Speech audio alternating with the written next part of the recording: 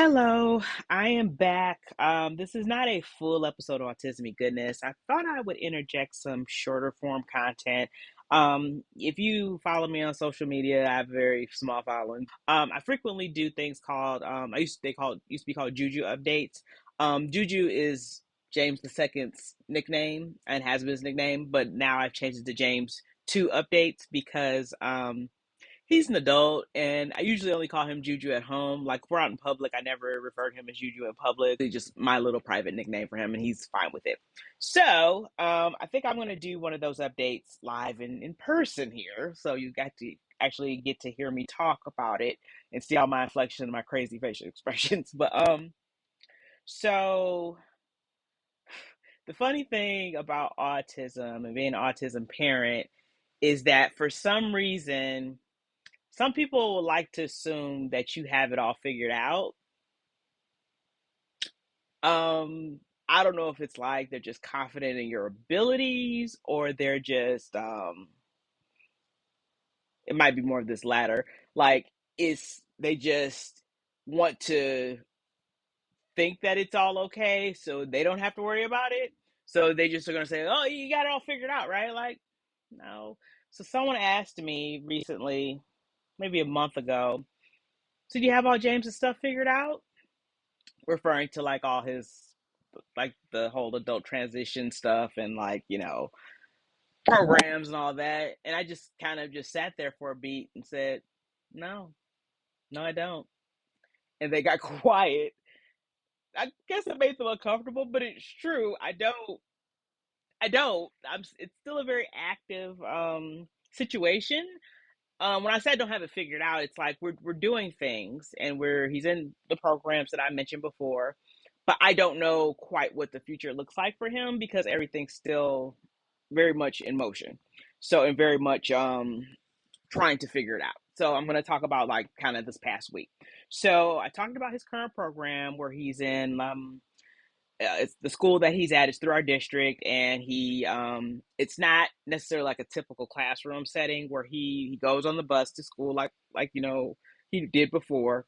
um and then when he gets there, he's basically learning about different life skill stuff, independent stuff, and they have like a kind of job skills training. And then 2 of those days he goes off site to a thrift store, and he works for, and I say work in quotes, he works at a thrift store in our area. For he goes there like 2 days a week, and he's only there like an hour to an hour and a half each of those days.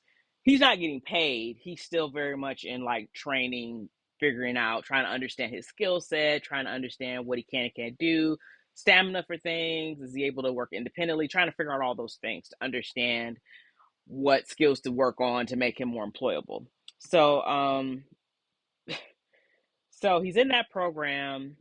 Um, Also within our district, I mentioned Project Search, which is another program that is for adult transition, where it's a very intense job training program where it's interns that do 3 10-week sections rotations of different job skills within a hospital, and learning those job skills in hopes that either they are employed by the hospital or they are able to find employment somewhere else. So they the school district sent home a flyer for Project Search, informational session about Project Search. So the first time they sent it home, I kind of like, we're not really doing that right now. Da, da, da. It came home the second time, so I got to thinking, well, shoot, maybe I should consider this again because maybe I know he's gotten a little bit better with his independence, like working at the thrift store. So maybe I should consider it again. So I attended the informational session, which was ran by our wonderful transition coordinator in the district, and she basically walked through the program like she did before, back when we were going to have him do it before. And she also included the interns that are in the program, like their story and their perspective of things, and like what they're actually doing now the program's up and running. And these, I'm going to say kids for lack of a better term, but they're all adults, but I'm going to call them kids.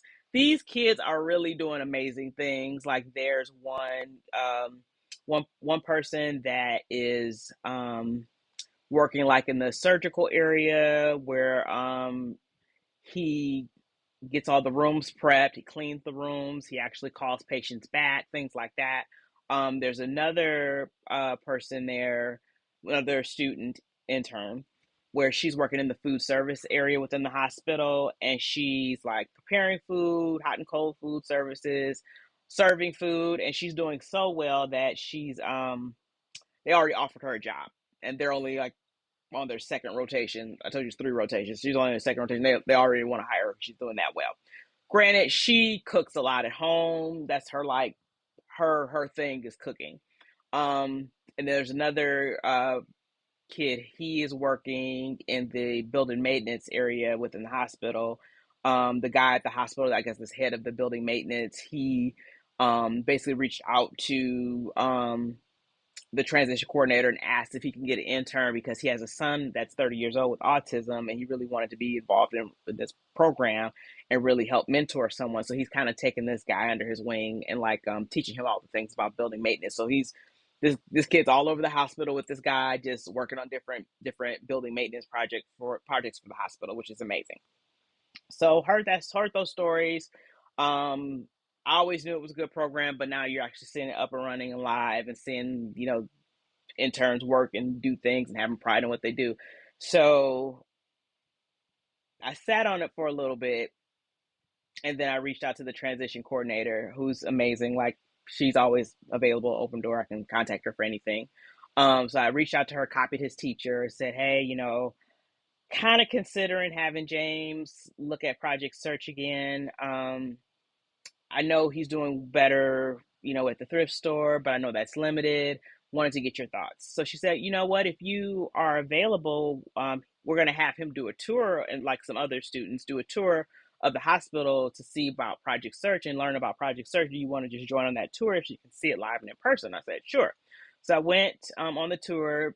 Me, James Sr., and James II were all on the tour, and we got to go through the hospital, which a few things I got out of it was, again, like I already knew, program's amazing.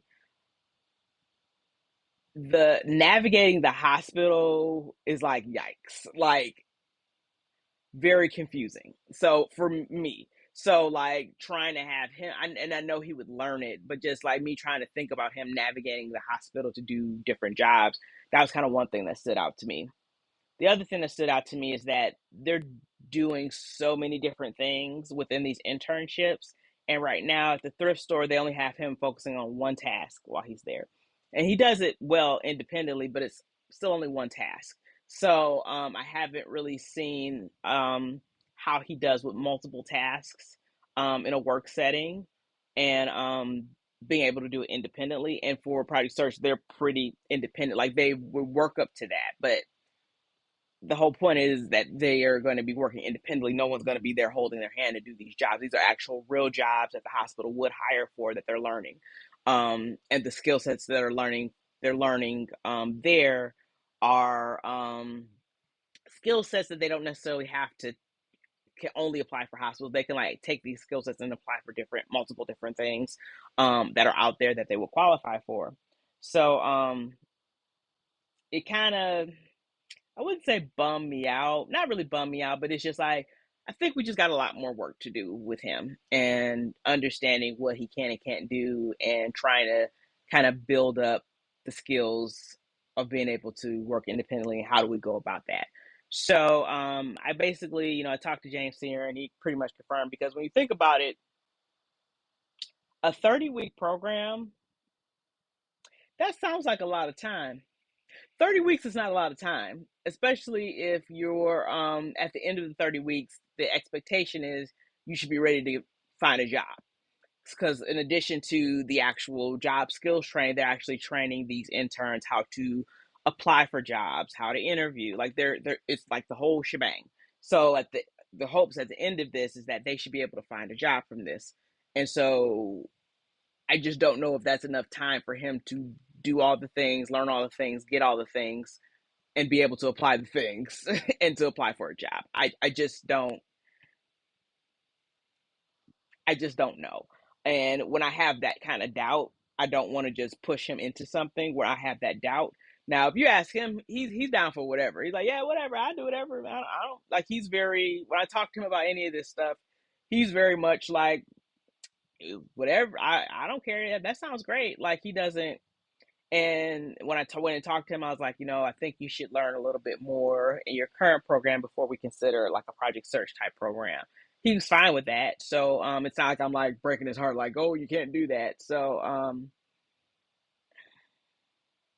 and it's also hard because you don't really want to say he can't do it. It's just I don't know yet. You know what I mean?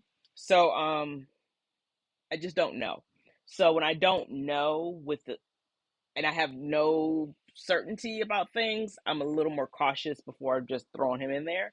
So especially where there's a time limit to it, you know what I mean?